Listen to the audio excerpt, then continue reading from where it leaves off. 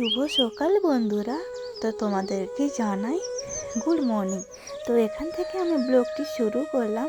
আজকে প্রথমেই তোমরা দেখেই বুঝতে পারছো কি কি কারণে আমি ভিডিওটা বানাচ্ছি। তো চলুন এখান থেকে শুরু করছি। তো বাসে মোটামুটি উঠে গেছি, আর বাসে দেখো এই যে রাখি নিয়েছি। বাপের বাড়ি আমি চলে যাচ্ছি বাসে।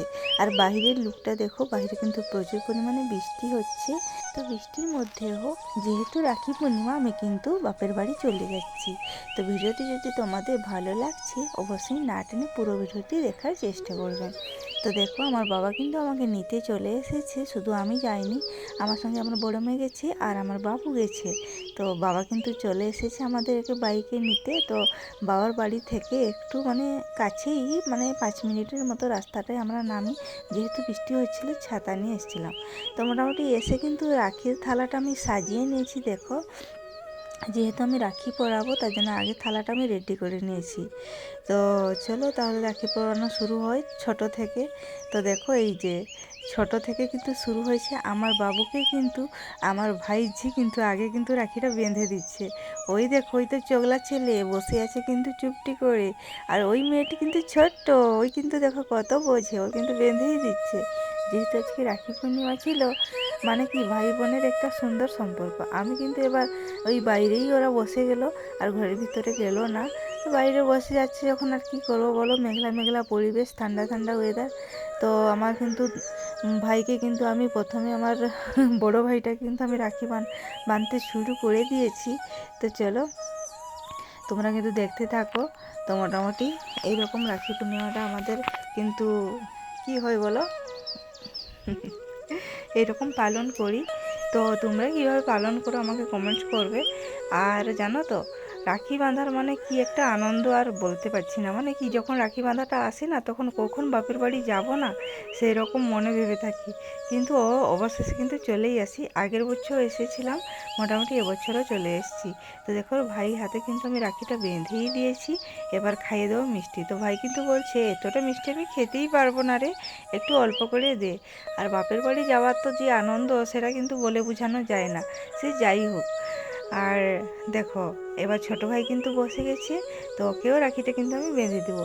ভাই কিন্তু একের পর এক চলে আসছে, কোনো করার নেই। আমার ভাইগুলো কিন্তু বসেই আছে, কখন রাখি বাঁধবো তারা চান টান করে রেডি হয়ে বসেছিল। তো দেখো এই ভাইটা কিন্তু বলছে দে দে আমাকে তাড়াতাড়ি বেঁধে দে।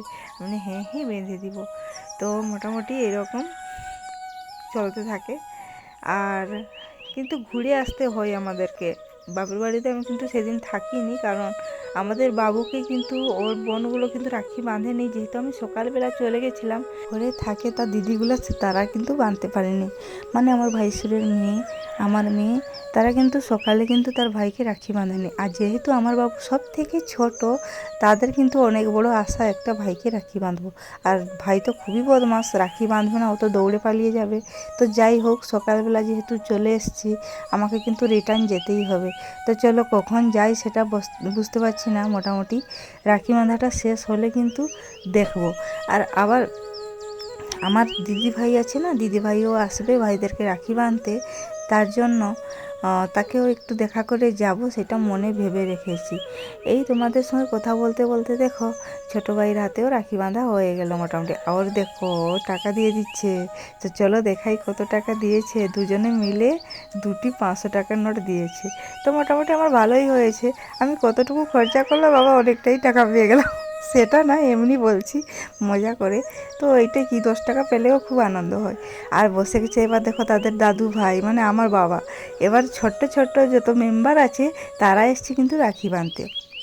বাবা কিন্তু হাত পেতে রেখেছে রাখি বাঁধাটা নেবে বলে, কারণ তার বোন আসেনি, যেহেতু আমার পিসিরা কেউ আসেনি।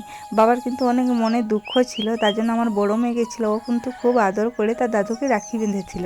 তার সঙ্গে সঙ্গে আমার বাবুও বেঁধেছিল, তার সঙ্গে সঙ্গে আমার ভাইয়ের যে ঝি ছিল ওও বেঁধেছিল। তো মোটামুটি তার দাদুর আনন্দটা দেখে নাও, খুবই আনন্দ ছিল।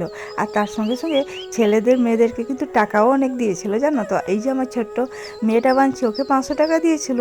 আর এই আমার বাবু দেখো, ওই তো ছেলে রাখি বেঁধে দিয়েছে, ওই 100 টাকা পেয়ে পেয়েছিল, তার সঙ্গে ওই পুচুটা যে রাখি বেঁধেছিল ওইও 100 টাকা দিয়েছিল। ছোট বাচ্চা তো একটু টাকা পেলে কত খুশি হয় বলো, কিছু বলার নেই। তো মোটামুটি দেখো আমার বাবু কিন্তু গালেই আদর করে দিচ্ছে ও দাদুকে কি না দেখতে পেলে ও মনে মনে কষ্ট পায়, বলে কখন মামা বাড়ি যাবে এরকম মনে ভাবে। তার দাদু যেহেতু অনেকই ভালোবাসে, আসলে বলছি না সবাই ভালোবাসে, কিন্তু তার মামা দাদুকে তো সব দিন দেখতে পায় না, মাঝে সাঝে দেখতে পায়, তার জন্য। তো এদিকে দেখো বলতে না বলতে দিদিভাই কিন্তু চলেই এসেছে, তোমাদেরকে বলছিলাম। তো আর কিছু দেখালাম না, দিদিভাই কিন্তু রাখি বেঁধেছিল আর আমরা কিন্তু বেরিয়ে পড়েছি বাড়ি আসার জন্য। আর বাড়ি এসে দেখো ভাইকে হচ্ছে এই দেখাতে পারলাম না, কারণ ভাই তো বসেই রাখি বাঁধেনি, বোনটা দৌড়ে দৌড়ে রাখি বেঁধেছে তার জন্য। তো মোটামুটি যেটাই আমি দেখিয়েছি আমার বাবার বাড়ি গেছিলাম তোমাদেরকে সেটাই শেয়ার করেছি। তো যদি ভিডিওটি ভালো লেগে থাকে তাহলে লাইক কমেন্ট শেয়ার করবেন। আর এই ভিডিওটি দেওয়া হতো একটু আগে, কিন্তু আমি দিতে একটু লেট হয়ে গেছে, কারণ আমার বাবু কিন্তু খুব বদমাশ করে তার জন্য। তো দেখা